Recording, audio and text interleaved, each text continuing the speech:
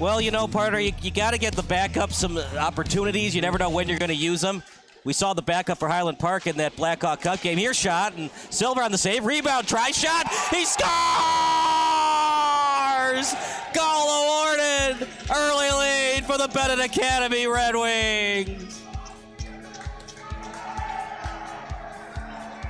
They're going to credit it to Hudson Holwick. He was the first guy to score last weekend against Mount Carmel, and he scores that time, Mr. Diedrich. Getting things off on the right note. Hudson Holwick is putting his best foot, or skate, shall I say, forward.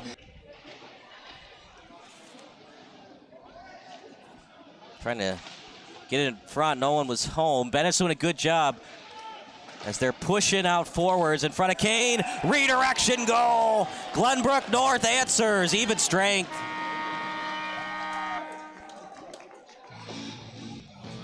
Benet was certainly playing like a team that was up 1 goal, especially in that power play. The inability to get it out, I think, just was a good part in Glenbrook to weather that storm a bit. Even though they didn't score on the power play, I think their work when they had that man advantage led to that goal right there. We have an even hockey game.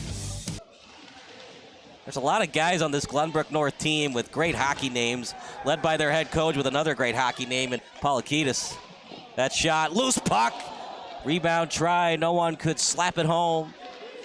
Off the stick, but you look at the guys on the Glenbrook North team. Jerzak, Henriksen, Reiderman, Avnanian. Shot, he scores! Glenbrook North answers. Haven't had a lot of opportunities, but when they've had them, they've been successful.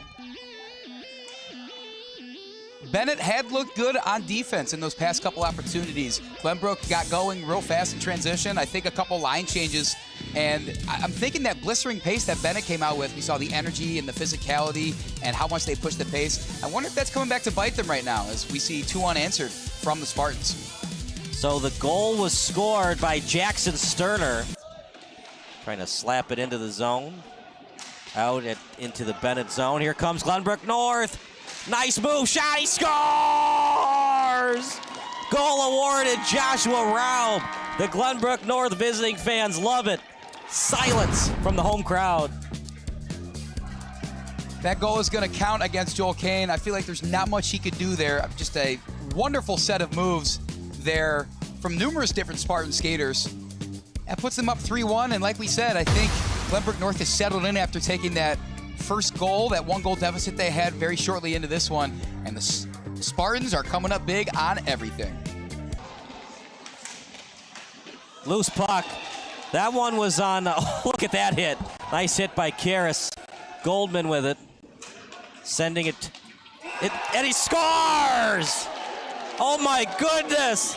From a terrible angle into the back of the net. And the goal is awarded to Plyman. Plyam. Kyle, I don't believe I've seen a goal scored from that. I don't even know what to call it, an awkward angle, just a straight up bad angle. I don't think Joel Kane was expecting that, and unfortunately, it looks like he's not going to be expecting much more. We see him skating towards the Benet bench.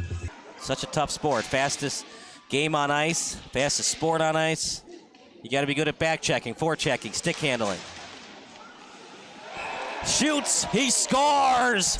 Henriksen with quite possibly the best name on Glenbrook North, and that might be the dagger.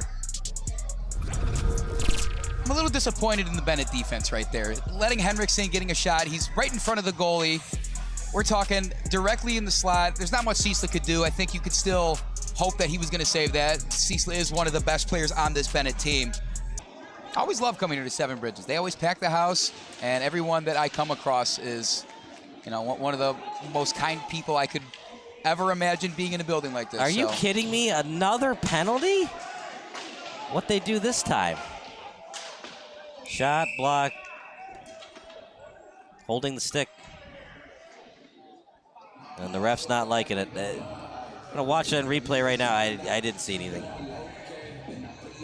The other problem is two-parter. They didn't call these calls in the first period. You got to be consistent, and why now? One of my favorite radio show analysts is Yurkovich. John Yurkovich used to play for the Packers and the Jaguars. And he says everything in the NFL is holding. You could technically call holding on every play. But we're not going to call 30 holdings in an NFL game. Yeah, much like we don't want to see that many penalties here today. Because if you call it on one team, you got to call it on the other. Shoots, he scores! By the way, he was open for what seemed forever, and Jackson Sterner scores, and we're going to see a running clock in the third period. Benet was down 2 skaters. 5-on-3 is never easy.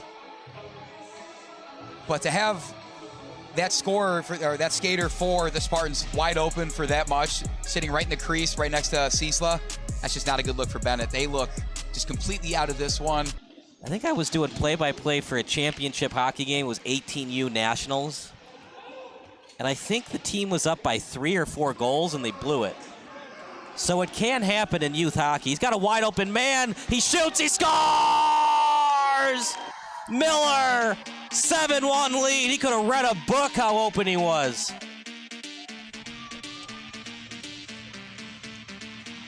Breakaway opportunity, just perfectly executed there. That was scoring that goal. Let's see, that was Tristan Miller, I believe. Yeah. For the Spartans. Got a beautiful feed-in pass from the left side. He's right in front of the slot. Basically, it's a PK with him and the Red Wings Ciesla in net.